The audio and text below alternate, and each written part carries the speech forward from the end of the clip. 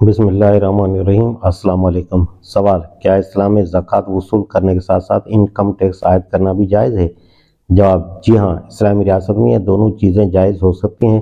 زکوٰۃ کے مصارف بالکل متعین ہیں جو کہ سورہ توبہ میں بیان کر دیے گئے ہیں۔ اسی طرح اس کا نصاب اور اس کی شرح بھی نبی صلی اللہ علیہ وسلم نے متعین فرما دی ہیں۔ ان امور میں کوئی ترمیم تنسیخ جائز نہیں ہے۔ اب ظاہر ہے کہ ریاست کو اگر دوسری مزید ضروریات درپیش ہوں تو ان کے لیے وہ قوم سے مالی مدد حاصل کر سکتی ہے۔ اگر یہ وصولی جبری ہو تو ٹیکس ہے، اگر رضاکارانہ ہو تو چندہ ہے، اور واپسی کی شرط ہو تو لون قرض ہے۔ زکوٰۃ اور یہ دوسری قسم کی وصولیاں نہ ایک دوسرے کی جگہ لے سکتی ہیں اور نہ ایک دوسرے کو ساقط کر سکتی ہیں۔ یہ تو اس مسئلے کا اصولی جواب ہے، لیکن اس کے ساتھ ہی میں آپ کو یہ اطمینان بھی دلاتا ہوں کہ اگر ہمارے ملک میں ایک صحیح اسلامی حکومت قائم ہو جائے اور دیانتداری سے اس کا نظام چلا جائے تو اتنے ٹیکسوں کی ضرورت باقی نہیں رہے گی جتنے آج موجود ہیں۔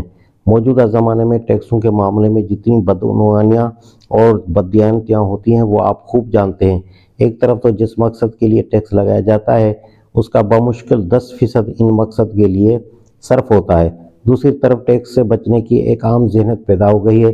اگر نظام درست ہو جائے تو موجودہ ٹیکس کا 1/4 حصہ بھی کفایت کرے گا اور افادیت 4-5 گنا زیادہ ہو جائے گی۔